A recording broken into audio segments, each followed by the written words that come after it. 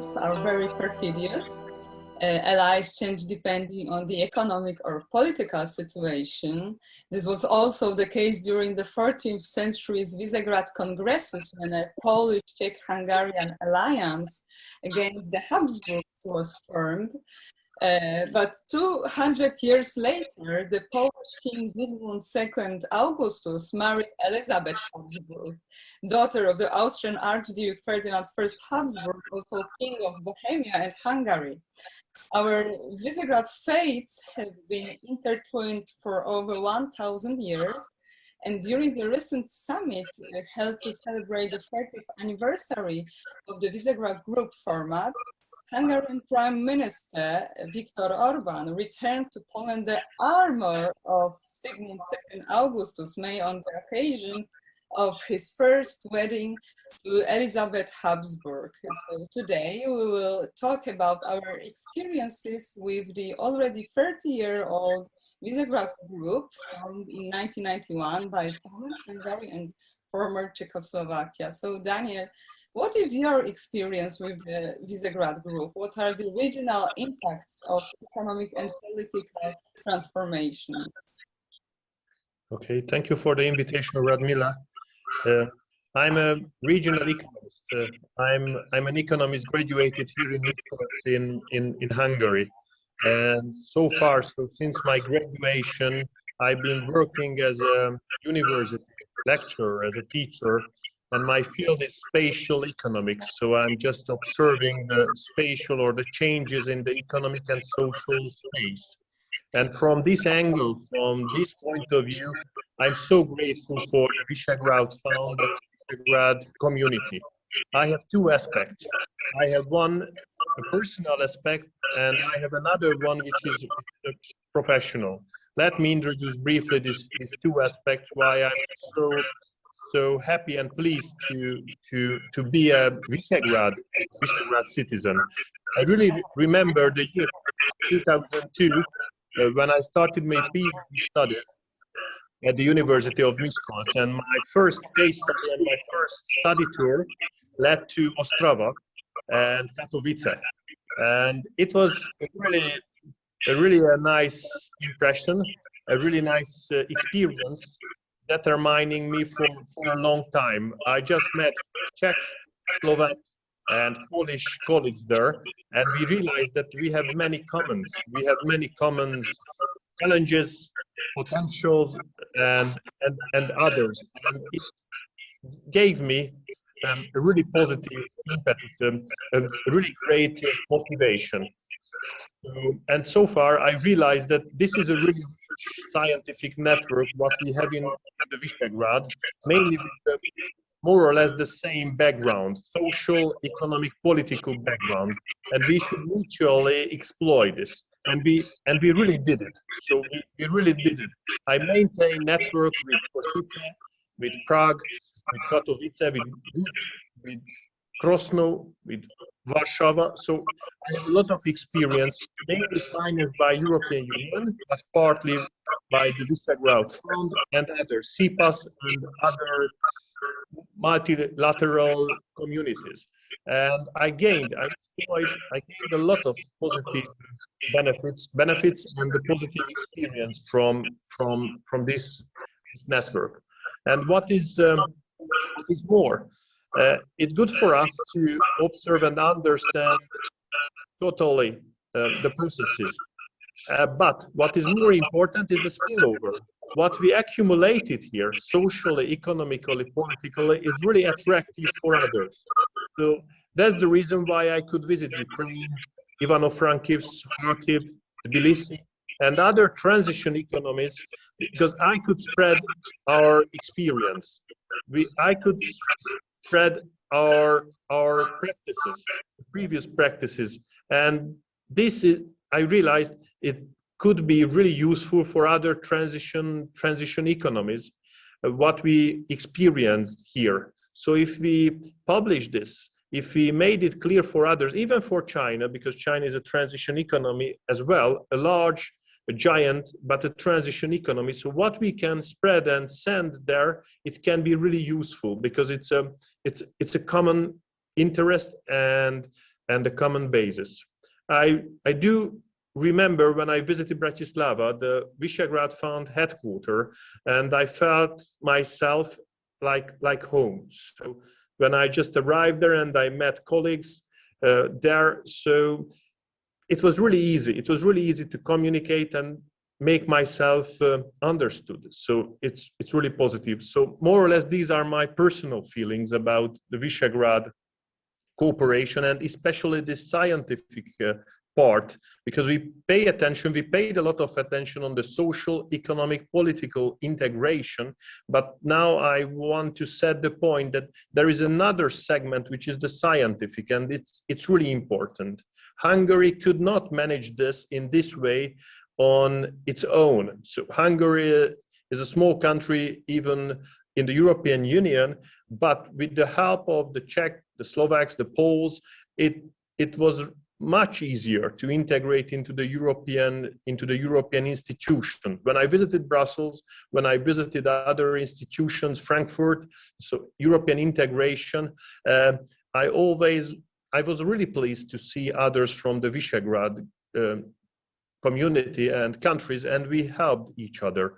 And just let me add another aspect, which is the professional, really briefly, that as I mentioned, this economic transition and the spatial imprint, the spatial print and effects of this transition, what we made and managed in the last 30 years, created a really interesting spatial structure, economic and regional structure, with disintegration, with integrations, with urbanization processes, with deindustrialization and reindustrialization. So we have a really diverse spatial portfolio here in Visegrad, with peripheral regions possibly like Miskolc or Borsod-Abaúj Zemplén, located on the periphery, on the edge of the European Union. But on the other hand, we have really advanced city regions like Warsaw, like Prague, like Bratislava,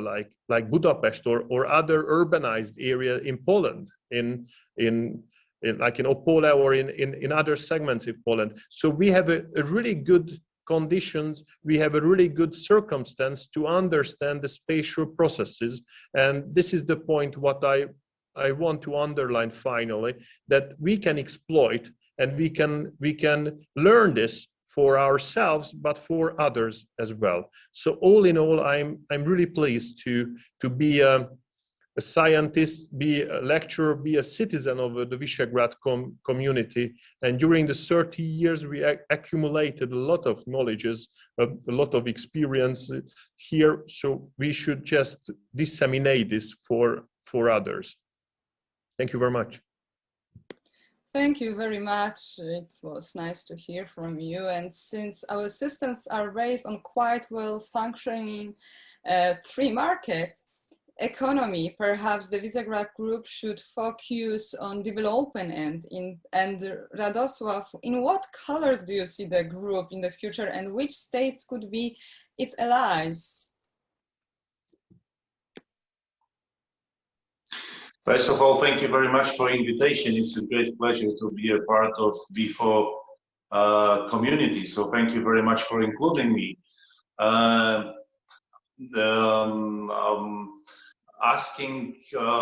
find your question actually suggesting that I should advocate closer cooperation with I don't know, probably China, as I'm China and non-European countries. So if you ask me about China, I would say it's a very complex relationship between V4 and China, and it's not that easy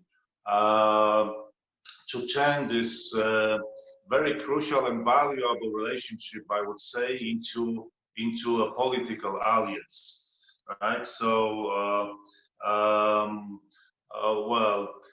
even though this format of multilateral cooperation, V4 is often mentioned in the context of China and the cooperation with China, I don't have an impression that China is favorable to me. But I would rather say that China prefers 17+1, either 17+1 as a platform of cooperation or bilateral relations. So that's the first remark I would make on this. And the second, I think that there's even more competition between the V4 countries than cooperation in context of China, because we compete for investments, we compete to sell products to China, to enter the Chinese market, and to reduce the trade deficit we all have with China. So there's much of it. And when I've been accompanying the government delegations from my country attending the 17+1 summit, where we have not only V4 countries, but also the others, I could hear the speeches of the prime ministers of other countries, and it was always like that we want more investments, that we want to sell more, we want to attract tourists, students from China. So that was this kind of beauty contest we've been observing in the last decade to attract China. And I think that actually the Hungary is the champion of that. The Hungary is the champion of attracting China and the Chinese investments, as we're going to have the Chinese University in Central Eastern Europe, and it's going to be founded in Budapest. Yes, so that's all. That's what I would say about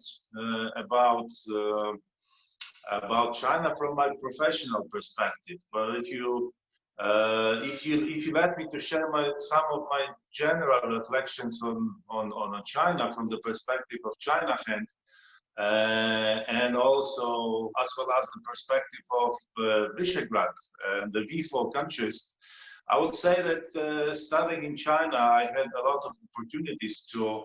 I met a lot of people from Czech Republic, Slovakia, and Hungary, so we had a lot of opportunities to exchange our views, and I really found a lot of similarities. So I would strongly support the Daniel's point of view, because I had very much the same feeling interacting with other people from Central Eastern Europe and from V4 countries, and especially in the last decade when false platforms of dialogue with China were established, and all the experts and China heads from Central Eastern European countries were invited to participate. We had a lot of opportunities to exchange the views and to discuss the international relations and economy. And once I remember, I talked to a person from Hungary. I think that was in 2015, and that was the beginning of the new government in Poland. And I said that everybody in Poland said that Hungary is like a kind of benchmark for us. And he said, "Okay, I'm going to tell you what's going to happen in Poland in the next 3 or 4 years, because I will tell you what's happening in Hungary." And I have to admit that he was absolutely right. So it's very much the same in Poland. There was very much the same in Poland in the last 3 or 4 years, almost exactly as he told me at that time. Well, so thank you very much for invitation. I'm very happy to be a part of V4 community. I hope we're going to have very fruitful discussion today. Thank you very much. Thank you very much. So in my opinion, the Visegrad Group has a great potential and is a real force in the region.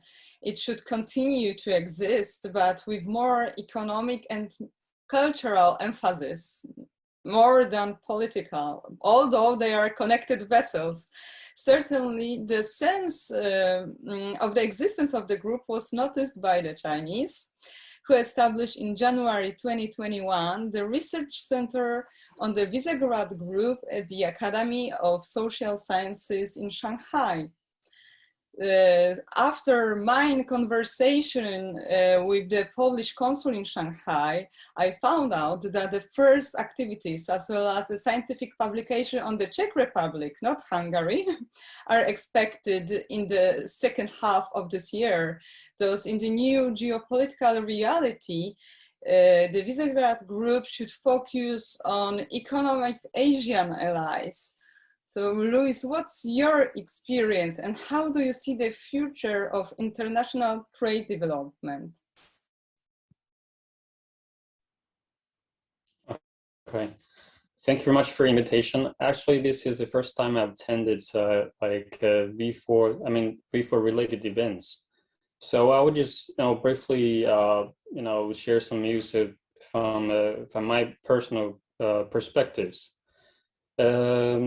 We still remember the 2008 financial crisis, and it hits the worldwide.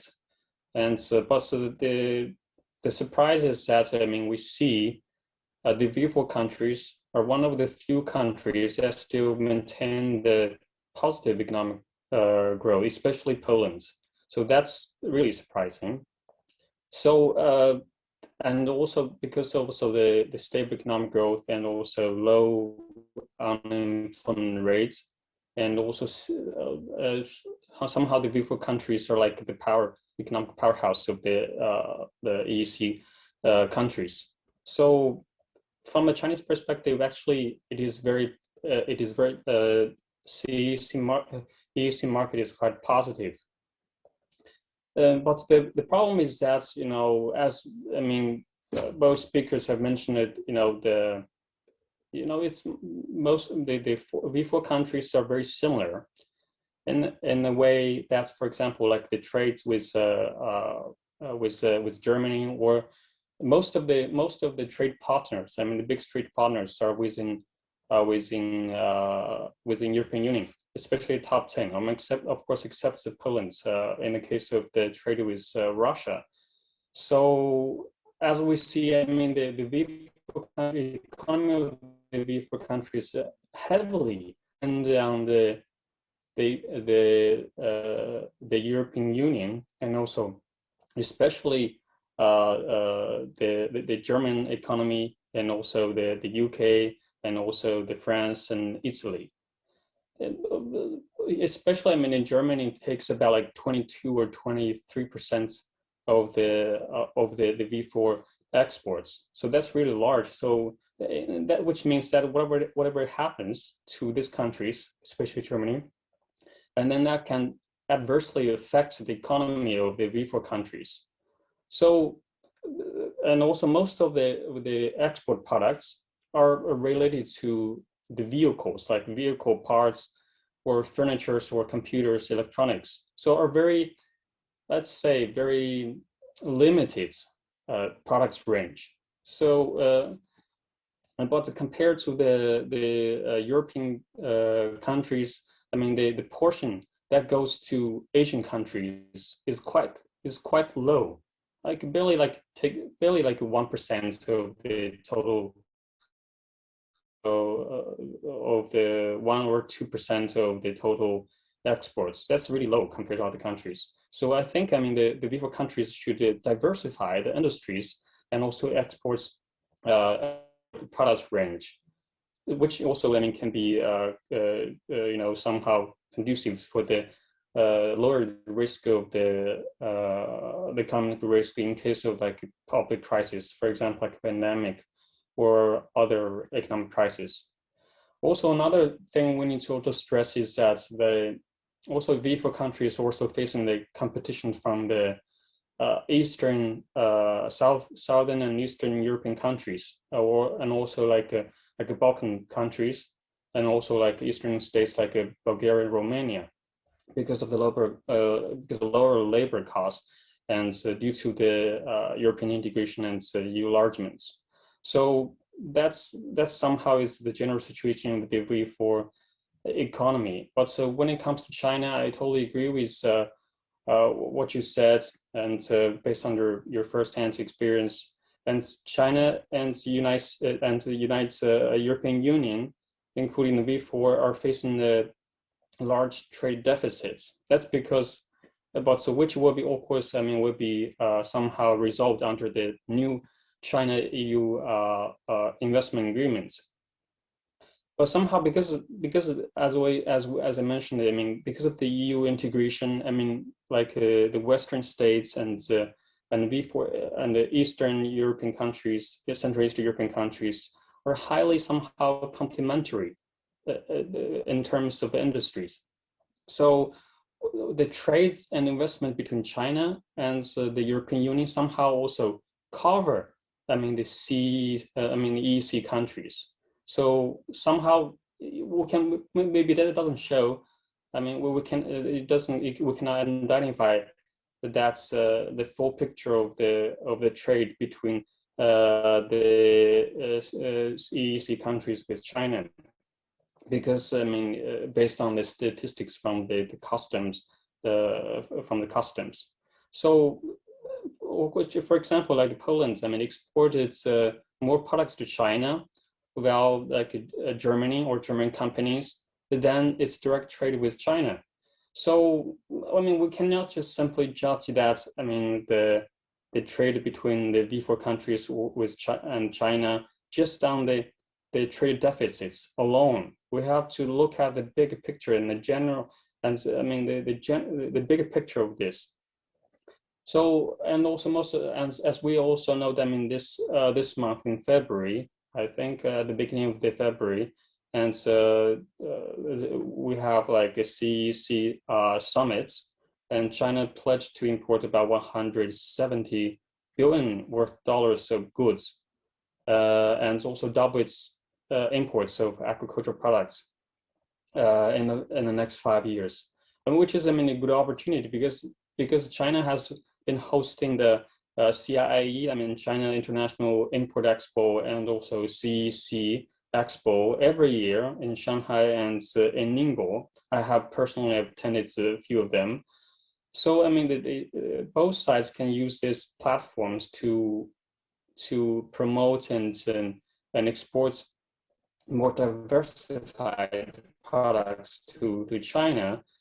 As we know, I mean, right now in China, we have about like 400 million middle class, and so also their need of high quality products. So, but most of them are now dominated by the Western states, and also other, you know, like Australia or New Zealand or United States, or because of the facility, because of the geography.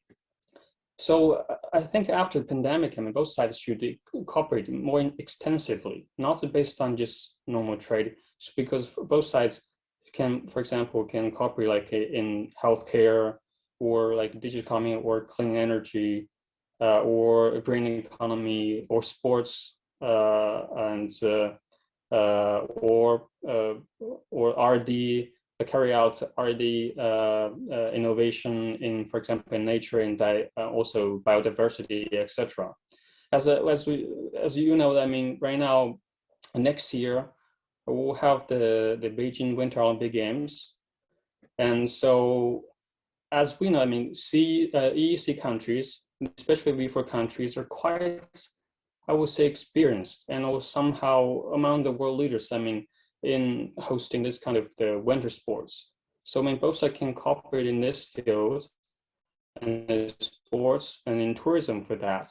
For example, the event organization or venue facilities, or holding winter sports, etc., something like that. So which can somehow raise a new rounds of investment opportunities or in cooperation. So also in terms of investments, I think, I mean, Czech, if I remember correctly, Czech is the fourth large investor coming from European Union in China, after like Germany, France, and United Kingdom. Sorry. So I would say, I mean, so we should also, but also on the other hands, the investment, the foreign direct investment comes from China, takes about only 1%, only 1% of the total investments in EEC countries compared to European partners. But still, according to the Western media, it's also the local media in the EEC countries, still they're spreading somehow the news about the China threats somehow. But that doesn't really reflect the truth of the reality somehow. It counts only 1% of the, not even 1% of the total investments, but people still worry about that. So this kind of information doesn't help the cooperation between China and the V4 countries. So also is it true? There is a competition somehow in some areas between V4 countries and China. But in general, most of the industries are highly complementary. Because, for example, like in infrastructure or auto industry or in clean energy or green energy, China, EEC countries are desperately needs the capitals, not just fully rely on the EU structure funds. And so also in terms of the green energy, which is also in line with the EU policy and initiatives. And also China is not advanced, is improving, but not as good as European counterparts in terms of manufacturing the auto parts or the automobiles. So both, and also after the pandemic, as I mentioned, also both sides can also cooperate also in healthcare, biomedicine, biotechnology, etc. Another thing is also the trade. As I mentioned, China right now has already improved the living standards and also the consumption consumption. So there will be more demand, market demand from China for diversified products from the European countries. So there's a lot of things, there are a lot of industries that we can explore together. So, and also, one more thing I would like to also stress, as both of you have also mentioned about the tourism. Tourism, China has every year is about 140 million tourists traveling abroad. Just imagine, right now the V4 countries has only 64 million population, so that's really small. So just imagine that, not even half of them, let's say 10% of the tourists come to V4 countries, what kind of impact it would make? So as in China, we have a saying that no matter where China goes, and the business, everything will be booming because of the arrivals. Because of the tourism involves a lot of things about the humanistical, communication, and building also mutual trust between people, and also about the cultural exchange and everything. And involves also tourism related to industry and economies. So there are many things, but the V4 country, as you mentioned, they're very similar and competing among each other. Like you said, it'd be like a beauty pageant. I was like, it was kind of a little bit funny, So, but we cannot, we should think a little bit differently. We're not competing. We should cooperate in some industries, but on the other hand, we should also diversify them, because each country is unique, actually, somehow in some areas. Like Hungary is very specialized in pharmaceutical industries and R&D research, and also agricultural industries. And Poland, for example, also has very diversified industry in furniture, agriculture produce, or also the auto industries. So for example, also in Czech, like nuclear power plants, cooperation, or clean energy. So there actually every country has something different, something they are specialized in. So we should explore that area and enhancing cooperation with China in that area. Because as always said, it means no matter how you do it, it's difficult to balance the trade deficit with China, because China is large, it's too big, it's a continent, not just one country. So you cannot compare them in terms of the nation states. If I were the leaders of these countries, I would stay focused on my advantage and explore that with China and cooperate with that and deeper the cooperation, not even with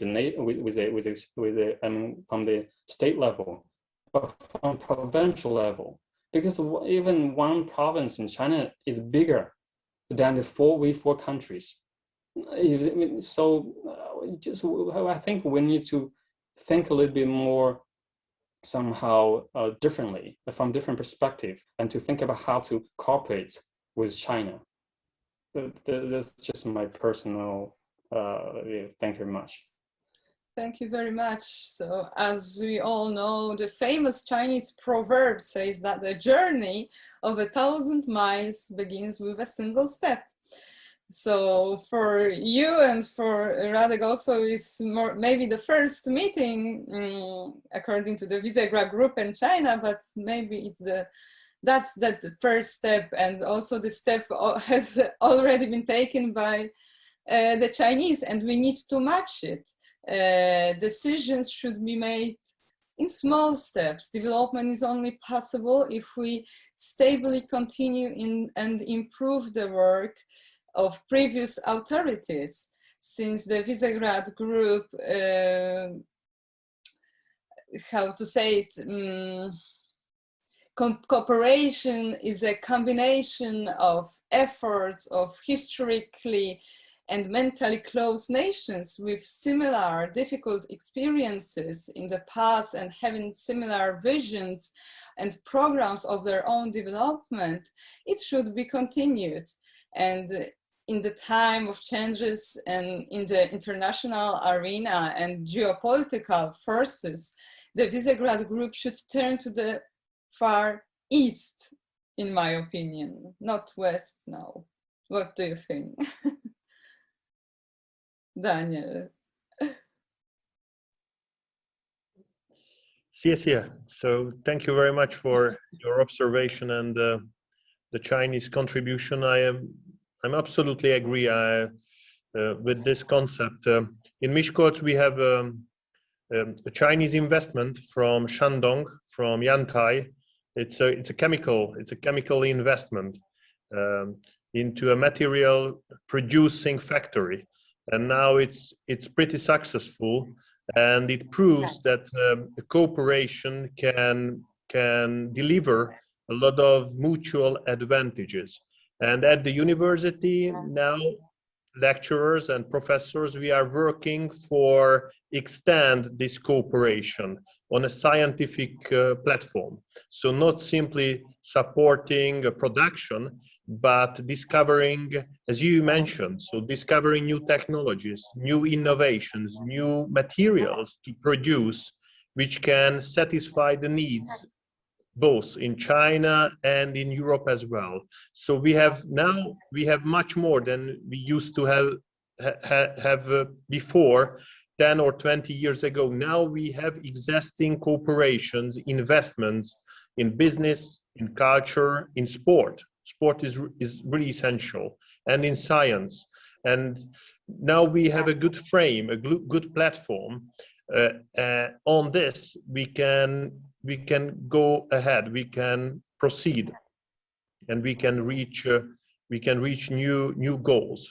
We can carry out new goals for both parties. And finally, my contribution and my message that we should keep on building this structure. We are European members. This is the most important. We are European Union members, but we have really good skills, really good potential.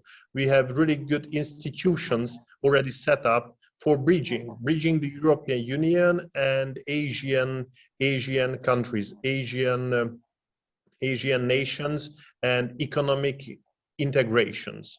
In North with Russia, in East with China, in south with other communities. And this is the bridge, and the dialogue can somehow guarantee the peaceful progress and the economic progress in the future. If we keep on communicating, if we keep on working, so this is really important, and we should preserve, we should protect these capabilities, especially during these crises. So during these periods, like the pandemic, like financial challenges, or some other infrastructural problems.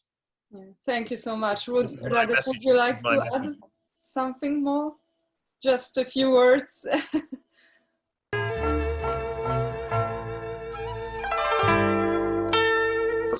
I want to raise some issues, and the first was the structure of the trade volume and the figures quoted by Louis. The second one was the question of V4 format, whether it will be useful in the next 10 years in developing the cooperation with China. The issue number 3 is actually that we enjoy very special relation. I mean, as a V4 countries with China, because the V4 countries were one of the first to recognize the establishment of the People's Republic of China in 1949. So we share many similarities, also with China. So it's a kind of very special relation, I would say. And I think we have to work together and identify new niches and the new field of cooperation. So that's a hard work ahead of us. But I'm very optimistic about the future, and I'm sure that despite all these challenges we mentioned during our seminar, we will be able to find the good solutions for that. So that was all I was going to say, and awfully sorry once again for talking too much. Thank you very much. Thank you so much. So today's meeting was attended by Dániel Kuttor from the University of Miskolc, Radosław Pyffel from the Kozminski University, and Louis Wu from the Chinese European International Cooperation Foundation. Thank you for the meeting. Thank you. Thank you very much. Thank you very much. Thank you very much. Thank you. Thank you. Have a nice day. Have a nice day.